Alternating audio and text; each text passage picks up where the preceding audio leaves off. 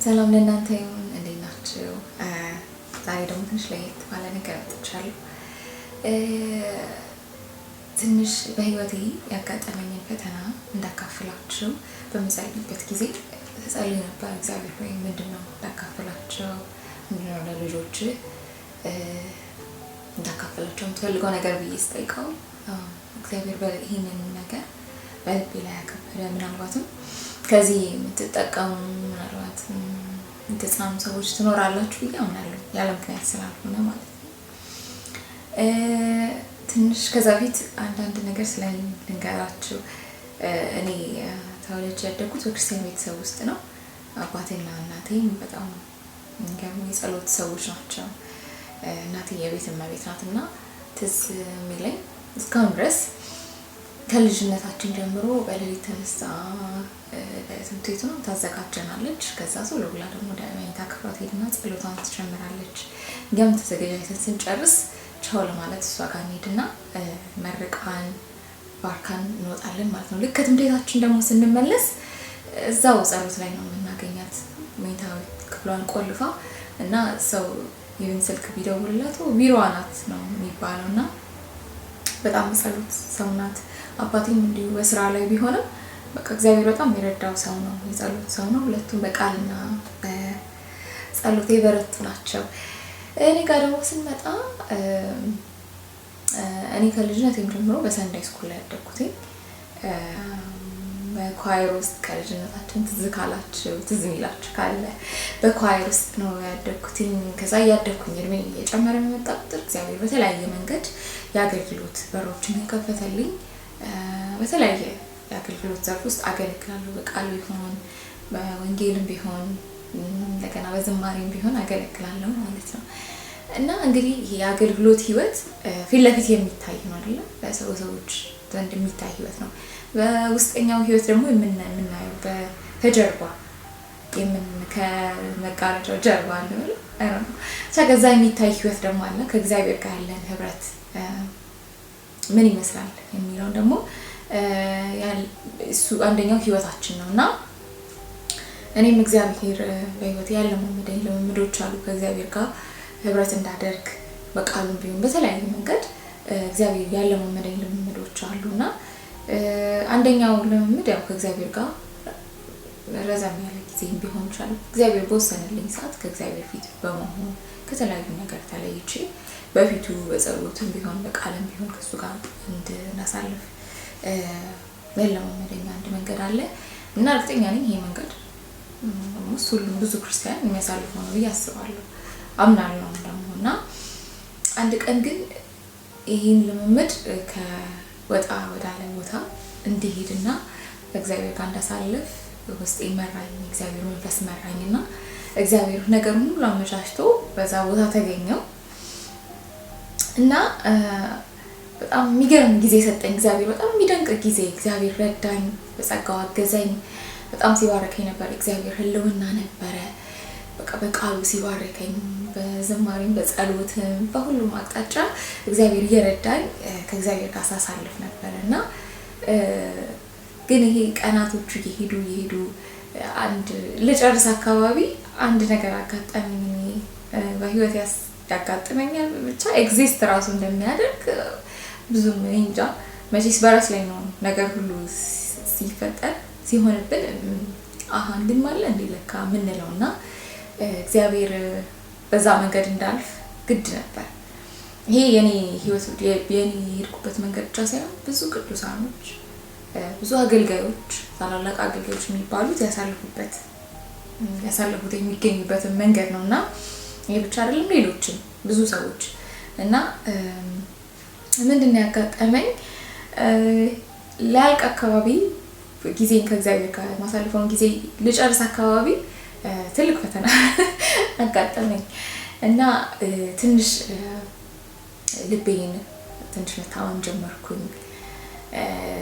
ሐኪም ቤት ሄጄ አልተመረመርኩትም፣ ግን እግዚአብሔር ሁሉ ነገር ወስዶታል፣ አሳልፎታል እና አዝፍ እንደተወጠረ አይነት ነገር በጣም ይመታ ነበር እና እንዴት እንደጀመረም አላውቅም። ከተወሰነ ደቂቃ በፊት እግዚአብሔርን በማመስገን በመደነቅ ያልኩኝ ጌታ ፊት ነበርኩ። ደቂቃ በኋላ ምን ሰዓት እንደጀመረ አላውቅም ያ ነገር ጀመረ። ልቤ በጣም መታመም ጀመረ። በጣም በቃ I can see even በቃ ልቤ እስከሚመታ ድረስ ሲመታ ራሱ ይታየኛል። በቃ በጣም ይመታል እንደዚህ በልቤ በቃ እንደዚህ ያየዋለሁ ሲመታ። ሌላ ደግሞ አይምሮዬ ተበጠበጠ፣ በጣም ተበጠበጠ። አዝፍ በቃ ላብድ አይነት ነገር ይሰማኝ ነበር። ልቤ መታመሙ ደግሞ በቃ ወደ ሞት በቃ ልሞት እንደሆነ ይሰማኝ ነበር። በቃ ፍርሃት ውስጥ ወደኩኝ፣ በጣም ጭንቀት ውስጥ ወደኩኝ። እንዴት ላስቆመው ማልችል ራሴ ራሱ መቆጣጠር እስከማልችል ድረስ በእንደዚህ አይነት ፈተና ውስጥ ተወጠርኩኝና ሌላኛው ምንድነው ደግሞ ይሄ ያለ በተጨማሪ ያልሆነ ጥላት ፈተና ነበርና ያልሆነ ድምጽ ያሰማኝ ጀመረ። ያ ምንድነው ድምጹ እሱ በኔ ውስጥ እንዳለ አይነት ድምጽ ሳምቢ በቃ አይኮንች ውስጥ ነኝ። ምክንያቱም ይሄንን ተጠቅሞ ማለት ነውና ይሄን አጋጣሚ ተጠቅሞ ጠላት ይሄንን ድምጽ ማሰማት ጀመረ። ከዛ በጣም በድንጋጤ ውስጥ ወደኩኝ። እግዚአብሔር ሆይ ባንተ ህልውና ውስጥ ነው ያለሁት፣ ካንተ ጋር ነው ያሳለፍኩት ጊዜ፣ እኔ አንተ ልጅ አይደለም እንዴ አይነት የሚል ጥያቄ ውስጥ ገባሁኝ። ልክ ጌታ ኢየሱስ ሲፈትን የነበረው ጥያቄ ትዝ ካላችሁ ማቴዎስ ወንጌል ምዕራፍ 4 ላይ ያለው ልክ ጌታ ኢየሱስ ከተፈተነ ከጾመ ከጸለየ በኋላ ፈተና ያጋጠመው የእግዚአብሔር ልጅ ከሆንክ እያለ ሲፈትነው የነበረው ፈተናዎች 3 ፈተናዎች አሉ አይደል? ልክ እንደዛ አይነት ፈተና ውስጥ ጥርጣሬ ውስጥ እንድገባ እኔ አንተ ልጅ ነኝ፣ አንተ መንፈስ ነው ያለኝ፣ ጌታዊ ምበድዬ ነው መንፈስ በበድለው በዛ አይነት ሁኔታ ውስጥ ማልፈው ብዬ በጣም ከባድ የሆነ ሙግት ውስጥ ገባሁ። እንደ ባትል ፊልድ ነው በቃ የነበረውና በጣም ትልቅ ጦርነት ውስጥ ገባሁ። ልቤን መምታቱን መምታቱን አላቆምም። አይምሮዬም ተበጠበጠ እና ሶ ከሞት ጋር ከብደት በቃ ላብድ ነው አልኩኝ። ከዛ ሶስተኛ ደግሞ የጠላት ድምጽ አለ። ከእንደዚህ አይነት ነገር ላይ በጣም ውጊያ ውስጥ ሆንኩኝ ማለት ነውና በጣም አቃተኝ። ልነግራችሁ አልችልም። በጣም ከባድ ነበር። አሁን እግዚአብሔር ይመስገን መቼስ ጌታ ድል ያደርጋል። መቼስ ሁሉ ጊዜ በፈተና አንቆይም። ያው ፈተና አለ፣ መቼስ ፈተና አይቆምም። ግን በጣም ከባድ ጊዜ ነበር ለኔ። ዓለሜን የተበጠበጠው ምን እየተፈጠረ እንዳለም አልገባኝም ነበር በወቅቱ። ከዛ ቀን ውጪ እወጣለሁ ከነበርኩበት ክፍል ወጣ ብዬ ቤቴ ውስጠኛው የማሳልፍበት ክፍል መሆን በቃ አልቻልኩም።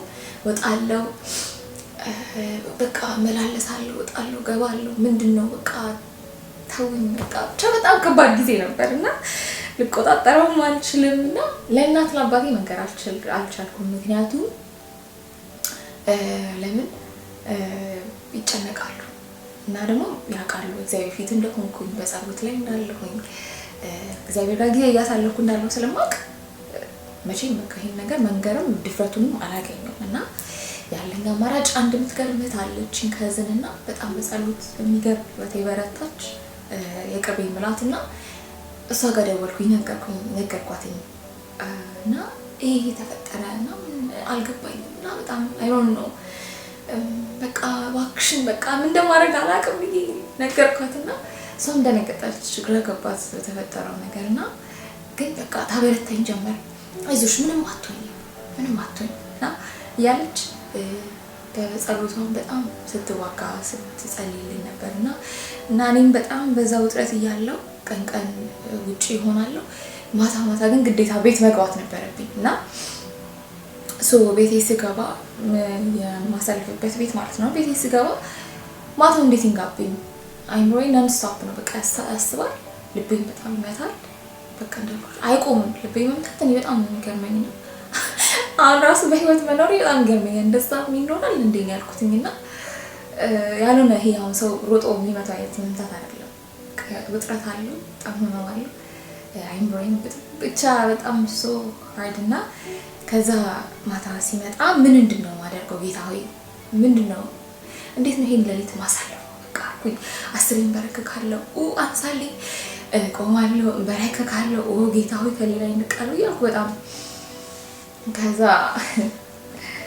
እግዚአብሔር ምን እንደማደርገው አልኩኝ። ምንድነው? እንዴት ነው ይሄን ሌሊት የሚያልፍልኝ? እና ቀኔ ሊያልቅ ነው የምወጣበት ጊዜ እና እንዴት ነው ስማልፈው እኔ ቤቴ በደህና ምደርስም አልመሰለኝም። በቃ ቀኔንም ደግሞ ሳልጨርስ መውጣት አልፈለኩኝም። ምክንያቱም እግዚአብሔር በጣም ባርኮኛል እና እቺ ትንሽ ቀናቶች ነገሩን ብቻ ሩጬን መጨረስ ፈለኩ። ውስጤም ደግሞ በጣም ዲፕ ኢንሳይድ በቃ የሆነ እንድጨክንም የሚያደርገኝ የሆነ እግዚአብሔር መንፈስም ነበር እና ግን በጣም ከባድ ባተርፊልድ ነበር እንዳልኳችሁ እና እግዚአብሔር ምን ይለኝ ነበረ እንዴት ነው ማልፈው ይሄንን ሁኔታ እንዴት ነው የሚታለፈው ስለው ስጠይቀው እግዚአብሔር ቃሌን አንብቢ ከመሰወይን እንዳልተው አደረገኝ። ቃሌን ቀጥይ ማንበብሽ እንዳታቆም ቃሌንና መሸሸጊያ ያደረገው ቃሉን መድኃኒት አደረገልኝና አይምሬ በቃ እንደዛው ያለ እየተወጠረ በቃ አነብ ነበር ማነበው በጣም ማነበ የነበረው መዝሙር 23 እና መዝሙር 91 ሶሻሊ በጣም እንትን ብለው በሞት ጥላ መካከል ሄደ አንተ ከኔ ጋር ክፉን አልፈራም እነዛ በትሩና ምርኩዝ እነሱ ያጽናኑኛል ያልኩኝ በቃ እሱንና 91 ያለው በተለይ ስለ ውጊያ አይደለም በአጠገብሽ በቀኝ 10,000 በተኩላውና በእባቡ ላይ ትጫማለህ እያለ እባብና አይጡን እንደምን አንበሳውንና ዘንዶን እንደሚረግጥ ምናምን እያለ ይናገራል አይደል በደንብ ስናነበው እና በቃ እግዚአብሔር በክንፎቹ በታች እንዳለው ቃላት እንደማያገኝ በላቦቹ እንደጋረደኝ በእውነት እንደተከበብኩኝ በቃ እያልኩ በቃ ያንን ቃል ደጋግሜ እለዋለሁ። ከዛ ደግሞ በቃ አላቆምም ለሊት እስከሚነጋ ድረስ ቃሉ ላይ እንደተተከልኩ ነው። እንቅልፍ የለም ማይታሰብ ነው እና በቃ እዛ ላይ ተተክዬ ጌታ ያልኩ በቃ so hard እና እግዚአብሔር ይመስገን ሃሌሉያ እንደ ያስረሳል አይደል በቃ ጭንቀታችን እንደ መከራ ውሃ እንደ ፈሳሽ ውሃ በቃ ያስረሳልናል እግዚአብሔር እንደዛ ነው የሚያደርግላችሁ ለእናንተ በየትኛው ሁኔታ ውስጥ ፈተና ውስጥ ያለንበት ለጊዜው ነው በቃ ለጊዜው ነው መከራውን ቢሆን ፈተናው ሁሉ ጊዜ በዛ ፈተና ውስጥ አንቀጥልም እግዚአብሔር የሆነ ፖይንት ላይ ያንን በቃ የሚልበት ጊዜ አለው እና ላንቺም እንደዛው ነው ላንተም እንደዛው ነው ባለንበት ሁኔታ አንቀጥልም ይሄው እኔ ምስክር ነኝ እኔ ብቻ አይደለም ያው የሆኑ ምስክሮች አሉ በቃል ውስጥና ጌታም እንደዛ ያደርግልሻል እና ከዛ ቀጠለ ከዛ ወደ ቤት የሚሄድበት ጊዜ ደረሰ ቀኗ ስትነጋ አላመንኩኝም ቤቴ እስከምደርስም አላመንኩኝም በቃ ቤቴ በደና በቃ ሳላብድ ወይ ሳልሞት ይሄ ያጋንንቱ የጠላት ድምጽ አለ እነዚህ ነገሮች ሻሸንፉኝ ቤቴ መግባቴ ለኔ እንደማይድል ነው በቃ እንደዛም ሆኖ ግን እንዳልኳችሁ ነው አላቆምም ይሄ ነገር ይቀጥላል ወራቶች በቃ ለወራቶች ነው ይሄ ነገር ሆኖ ይሄ ነገር ማንም አያውቅ እንዳል እኔና ከዚህ ናቸው እናናቀው ሷም እየመጣች እንዴት ነው ነገር ያለች ነው ጠይቀኛለች ከዛ እግዚአብሔር ይረዳኝ ነው ያልኩኝ ለጠላትም እድል መስጠትም አልፈለኩም እግዚአብሔር ደግሞ እያበረታኝ ጦርነትን እያለማመደኝ መጣ ውጊያን ሰልፍን እያለማመደኝ እና ውጊያም እንደሆነ እየነገረኝ ስዋጋ በቃሉን ደግሞ በቃ እንዳልኳችሁ ነው ቤቴን በመለስም እንቅልፍም በጣም ያስቸግረኛል በቃ ምክንያቱም አይኑሬ መበጥበጡን አላቆመም በቃ ልቤም እንደዛው መምታቱን አላቆመም በእውነት ይገርመኛል እስካሁን መኖሬና ለካስ እግዚአብሔር በዛ እሳት ውስጥ እንዳልፍ ፈልጓል አንጥሮ ሊያወጣኝ ፈልጓል ልክ ከኮምፎርት ዞን ያወጥቶ ልክ ንስር ጫሩቶቿን አይደለ በተለያዩ የሚዋጉ ነገሮች አይደለ ስጋ እንትን የምታስወጣቸው ልክ እንደዛው እግዚአብሔር ከኮምፎርት ዞኒ አስወጣኝ በፊቱ እንደሆነለትና ያን ሀፕን ያደረገው እና አንድ ቀን ታገልግሎት መጣው ይሄ ነገር በጣም ከበደኝ ያደክማል አይደለ አንዴ ውጊያ ያደክማል በጣም አደከመኝ አዛለኝ እና ለእናቴ ጸልይልኝ ብቻ ነው ማለት በጣም ጸልይልኝ እሷ ነገሩን አታውቀው ግን በቃ ጸልይልኝ አንቺ ይቻላታለሁ በቃ ለሊትም ውጊያ ነው ቀንም ውጊያ ነው ከዛ ግን እንደዚህም ሆኖ አገልግሎት መሄድ አለብኝ አገለግላለሁ እግዚአብሔር እየረዳኝ አቅም እየሆነ ያን ወጥ ያርኩኝ ጽዋውን ወጥ ያርኩኝ አገለግላለሁ ከዛው አንድ ቀን ከአገልግሎት ተመልሻለሁ። አይሪሜምበር ቅዳሜ ቀን ነው። መጣሁኝ እና ቁጭ ብያለሁና እግዚአብሔር ወይ ደከመኝ አልኩት። በቃ ይሄ ነገር መቼ ነው የሚያበቃው? እንዴት ነው ይሄ ነገር ምዘልቀው አልኩኝና በቃ በጌታ ፊት በቃ ለመንኩት። በቃ ከዚህ ደከመኝ። መዋጋት ይደክማል መቼስ በቃ እና ጌታ ሆይ መቼ ነው ይሄን ነገር የምታነሳው አልኩት። ከዛ ወንት የዛን ሰዓት የሚመልስልኝ ማን መሰለኝ መቼ እንደሚያቆም አላወኩኝም። እግዚአብሔር አይሮኖ ካጠገቤ የሆነ ከጀርባ በኳልቾ እንደመታው አይነት ነገር ጠላት ቴክ መንፈስ ነው ብቻ ካጠገቤ በጣም እንደሮጠ እንደተመታ ፍትልክ ብሎ ሲያመልጥ አየሁትና ደነገጥኩኝና በቃ የሆነ ነገር ከዚህ ጋር የሚያስመው ድምጽ ቅል ነገር አለኝና ልክ ባጠገብሽ በቀኝ አስሽ ይወድቃሉ እንደሚለው እግዚአብሔር ልክ እንደዛው ጣልልኝ ጠላቴን። ሃሌሉያ! ለእናንተም እንደዛ ያደርግላችኋል። ጠላት ይሄንን እግዚአብሔር ይሄንን አሸነፈልኝ። ከዛ ነገሩ እየቀነሰ እግዚአብሔር ሂል እያደረገኝ ውጊያውም እየቀነሰ ቀን እንደዚህ እያለ መጣ። ኋላ ላይ አንድ ቀን እንዴት እንደሆነ አላውቅም ያ ነገር መጣ። ቀይ በፊት ትንሲለኝ የነበረው አይምሮዬ ሲበጠብጥ የነበረው ለተወሰነ ደቂቃ ነው እና ለተወሰነ ሰዓታት ነው መጣ እና አልኩኝ ጌታ ሆይ ይሄን ነገር ከዚህ ውጊያ ነፃ እንትን እንዳልከኝ እንደፈወስከኝ ከዚህ ውጊያ እንዳወጣኝ ነበር ማውቀው ከየት መጣ እያልኩኝ እንትን አልኩኝ። ከእግዚአብሔር ጋር መነጋገር ጀመርኩና ወዲያው ተንበረከኩና መጸለይ ጀመርኩኝ። ጌታ ኖ ከዛ ጠላት እንትን አለ አፒር አደረገ በፊቴ።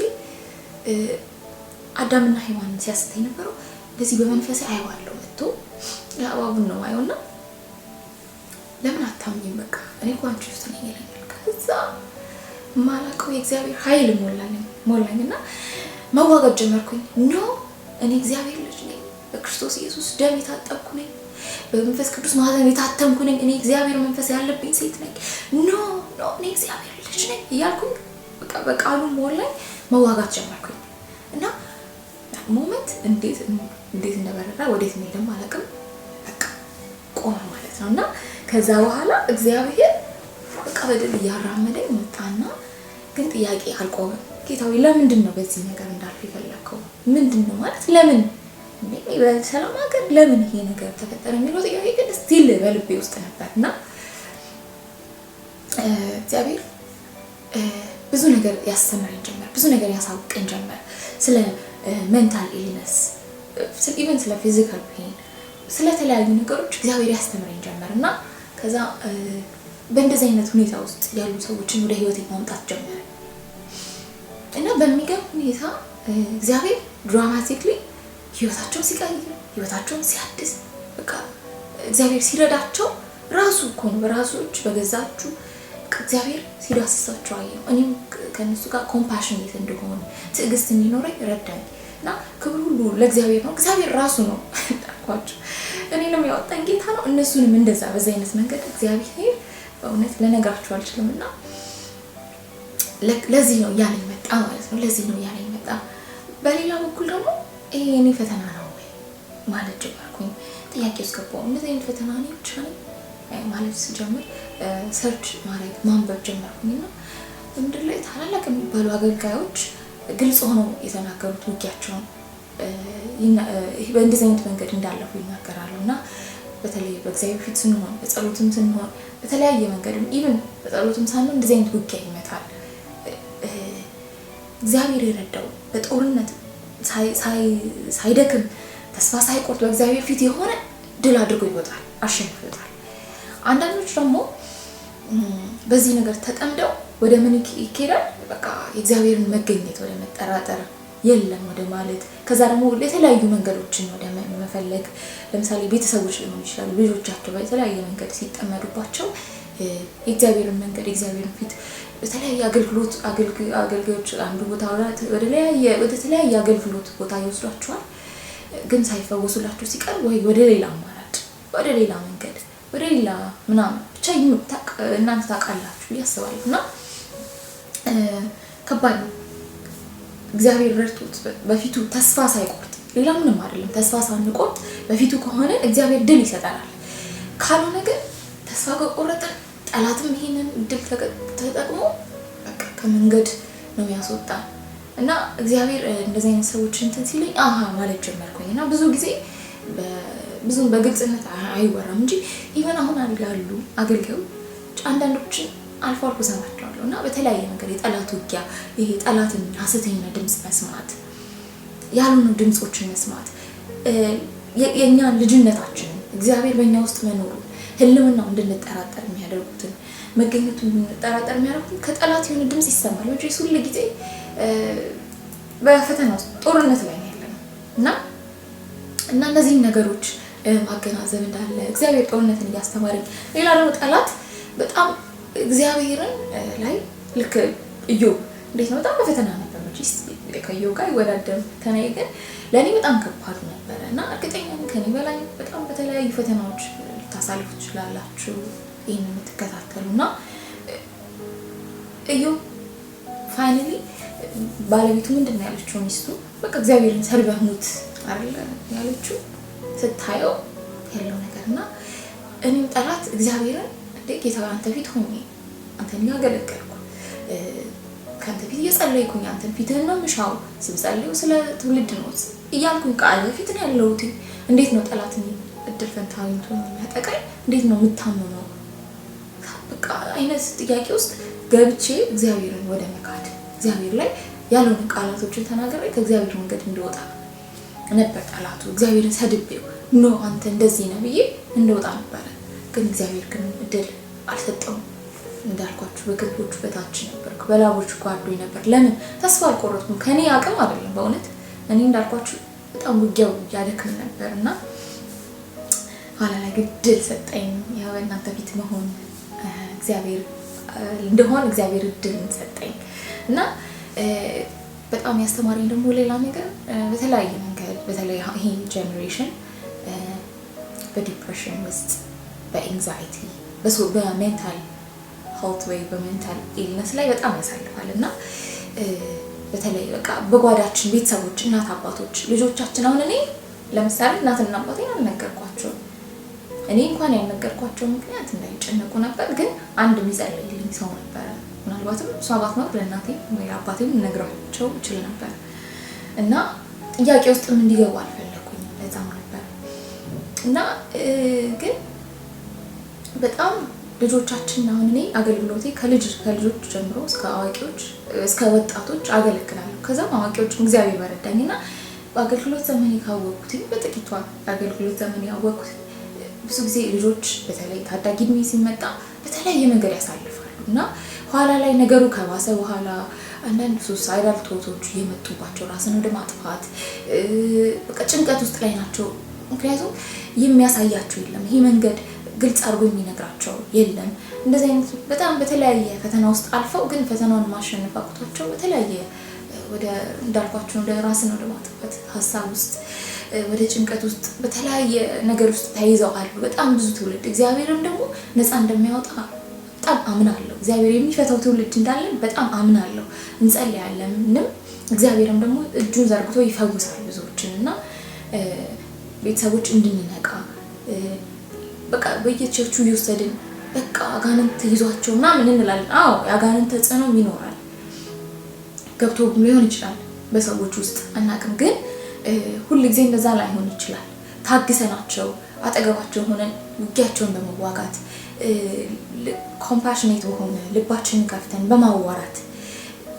እንደዚህ አይነት ነገሮችን በማድረግ በመጸለይ ተስፋ ሳንቆርጥ ይሄ በጣም አንድ ታላቅ አገልጋይ ያለና በተለይ በዲፕሬሽን ውስጥ እንዲሁም በተለያየ ጭንቀት ውስጥ የተያዘ አገልጋይ ነበርና እኛ ያካፈለችኝ ይቺው እህቴ ነበረች ስለዚህ ሰውና እና ለ10 አመታት ምናምን በዚህ ሁኔታ ያሳልፍ እንደነበር እና እግዚአብሔር እንደዛው ሆኖ በጣም በተለያዩ በሽታዎች ተይዞ ሲያገለግል ነበር እና ይሰው እግዚአብሔር ከብዙ አመታት በኋላ እንደፈታው ነፃ እንዳወጣው ነው ይሄን ነገር ያሳልፍበት ሁኔታ ለቤተክርስቲያን በግልጽ ሆኖ ሲያካፍል ብዙዎች እንደናኑ በዚህ መንገድ እንዳለፉ እና ነፃ እንደወጡ ስትነግረኝ ነበር። እና እኔ እነዚህ ሰርች ባደረግኩባቸው አነበብኩባቸው ሰዓት በጣም ብዙ አገልጋዮች እንደዚህ አይነት ሁኔታ ውስጥ ያልፋሉ። ይሄ ሰው እስከሆነ ድረስ የሚያጋጥመን ነው። ስለዚህ ቤተሰቦች ነቅተን ለልጆቻችን ጓደኞቻችን ካሉ ግልጽ በሆነ መንገድ አውርተናቸው ይሄ የስጋ መንገድ ነው ማለት የስጋ የፈተና ህይወት ነው፣ የህይወት ፈተና ነው እና እግዚአብሔር ደግሞ ነፃ እንደሚያወጣችሁ አምናለሁ። በርቱ፣ ተስፋ እንዳትቆርጡ፣ ማገልገላችሁ እንዳታቆሙ፣ በህብረት ውስጥ ሆናችሁ እንዳታቆሙ። ሌላ አዲሽናሊ ሰው የሚረዳችሁ ሰው ካለ በቃ ለሆነ ሰው ተናገሩ፣ ለእናታችሁ ተናገሩ እንድትጸልይላችሁ። በቃ ወይ ለሚጸልይ ሰው ይጸልይልኛል ብላችሁ የምታስቡትን ሰው አካፍሉ። መጸለያችሁ እንዳታቆሙ፣ ቢደክማችሁ ንገሩት ለእግዚአብሔር፣ ደክሞኛል ጌታ ሆይ ድረስልኝ በሉት። ቃሉን ማንበባችሁ እንዳታቆሙ። ይሄ ከነዚህ መሸሽ ለጠላት ትልቅ የሆነ ክፍተት ሆኖ ከዛ እኛም መጥፊያችን ይሆናል። ስለዚህ ራሳችንን እግዚአብሔር ይረዳናል፣ ያሸንፍልናል፣ ድል ያደርግልሻል። የትኛው ፈተና ውስጥ ያለሽ እህቴ፣ የትኛው አይነት ፈተና ውስጥ ያለው ወንድሜ እግዚአብሔር ድል ያደርግልሃል፣ ድል ያደርግልሻል። ፈተናው ለየትኛውም ጊዜ ቢዘገይ ከአምላካችን እንዳንርቅ፣ ከጌታችን ጋር እንጣበቅ። ጌታ ራሱ መልሱን ይመልስልናል አይደለ? ቃሉን ልኮ እንደፈወሳቸው ከመከራም ስጋት እንዳዳናቸው ይናገራል። እና እግዚአብሔር ራሱ ይህን መንገድ ሲያሳልፈን እንደ ወርቅ ነጥረን እንድንወጣ እምነታችን ተፈትኖ ትዕግስት እንዲኖረን እኔ ይሄን ያደረገልኝ ትዕግስት እንዲኖረን ያዕቆብ እንዳለው ትዕግስት ምንድነው? ፍጹማንና ሙሉዋን እንድንሆን ስራውን ይሰራል። ትዕግስት ያመጣልናል መከራ ሲደርስብንና ይሄ ግዴታ ነው። ክርስትና ህይወት አልጋ ባልጋ አይደለም። እና ይሄ ነው የኔ ፈተና፣ አንደኛው ፈተና። እና እግዚአብሔር ድል አድርጎልኛል፣ እናንተም ድል ያደርግላችኋል። ብዙ ነፃ የሚያወጣው ትውልድም ደግሞ እንዳለ አምናለሁ። እና እግዚአብሔር ይመስገን። እንደገና ደግሞ ምናልባትም ይህንን ቪዲዮ የምትከታተሉ ሰዎች ምናልባትም በጣም በጭንቅ ላይ ያላችሁ፣ በእምነታችሁ በህይወታችሁ በጣም የጠላት ውጊያ ያለባችሁ፣ በጣም በጭንቀት ላይ ያላችሁ፣ ጌታ ኢየሱስን የማታውቁ አንድ ዜና ነግራችኋለሁ። መልካም ዜና። ጌታ ኢየሱስ ከእንደዚህ አይነት ነገር ሁሉ ይፈታል። በጭንቀት ላይ ያላችሁ፣ ማን ያድነኛል፣ ማን ያወጣኛል፣ ምን ነው ከዚህ ነገር ማን ይፈታኛል የምትሉ ሰዎች ካላችሁ ጌታ ኢየሱስ የዓለም ሁሉ መድኃኒት፣ ዓለምን፣ ሰይጣንን፣ ስራዋን፣ ኃጢአትን፣ ስጋን ሁሉ ድል ያደረገ ጌታ፣ ነፃ የሚያወጣ የሚፈታ ጌታ አሁንም ጥሪ የሚያቀርብላችኋል። ጌታችሁ ሊሆን ይፈልጋል። እሱ ካለ ሁሉም ነገር ያሸንፍልናል፣ ድል ያደርግልናል። እና ይህንን ጌታ በህይወታችሁ ጋብዙት። በጣም ቀላል ነው። ጌታ ኢየሱስ ሆይ ስራን አውቃለሁ፣ ስራን አምናለሁ፣ በመስቀል ላይ ሰራልኝን ስራ ስለኔ ብለህ እንደሞትክልኝ የኃጢአቴን ደሞዝ እንደከፈልክልኝ አምናለሁ። አንተ እግዚአብሔር ልጅ እንደሆንክ አምናለሁ። የህይወቴ ጌታ ሁን። ኢየሱስ ሆይ እግዚአብሔርን ከሙታን እንዳስነሳ በሶስተኛው ቀን እንደተነሳ ስለ ኃጢአቴ እንደሞትክ አምናለሁ። እግዚአብሔር ሆይ የህይወቴ ጌታ ሁን። ጌታ ኢየሱስ ሆይ ና ወደ ህይወቴ ብለን ስንጋብዘው ጌታ ኢየሱስ በህይወታችን ያስጨነቀንን ሁሉ ጠላትን ሁሉ ያራግፍልናል፣ ከህይወታችን ያስወጣልናል። እንደገና ደግሞ ከፈተና ውስጥ ሆነን ጽናትን ይሰጠናል፣ ተስፋን ይሰጠናል፣ ተስፋን ያሳየናል። ጠላት ሁሉ ጊዜ እኛን ተስፋ እንደሌለን፣ በጨለማ ውስጥ እንደሆነን፣ ሁሉ ጊዜ ተስፋ እንደማይኖረን፣ በሞት ውስጥ እንዳለን፣ መጨረሻችን ሞት እንደሆነ ነው የሚያሳስበን። ጌታ ኢየሱስ ግን ህይወት ተስፋ ሰጥቷል። የዘላለምን ህይወት ይሰጠናል። ተስፋ አለን። በዚህ ምድር ላይ ትንሽ የተወሰነ ጊዜ መከራ እናሳልፍ እንችላለን፣ ፈተና ሊኖረን ይችላል። ነገር ግን በጌታ ኢየሱስ ግን በህይወታችን ካለ የዘላለም ህይወትን ስለሚሰጠን ዘላለማችን የት እንደሆነ እናውቃለን። ሞት አያስፈራንም። እና ይህንን ጌታ ወደ ህይወታችን እንጋብዘው። እንዳልነው ና ጌታ ሆይ ወደ ህይወቴ ና፣ የህይወቴ ጌታ ሁን ብለን ጌትነቱን ኢየሱስ ጌታ እንደሆነ በአፋችን እንመስክር። ኢየሱስ እግዚአብሔርም ከሙታን እንዳስነሳው በልባችን እንመን። የዛኔ መንፈስ ቅዱስ ልባችንን ያትምልናል። እንደገና እንደ አዲስ እንወለዳለን። አዲስ ሰው ያደርገናል። እና ይህን እላችኋለሁ። ጌታ ይባርካችሁ። ይህንንም ካላችሁ ደግሞ ምናልባት በአቅራቢያችሁ የሚገኝ ቤተክርስቲያንም ካለ ወደዛ በመሄድ የሚጸልዩላችሁ ብዙ ሰዎች ይኖራሉ። እና ጌታ ይባርካችሁ። ተባረኩ። መልካም ጊዜ ይሁንላችሁ። ቻው።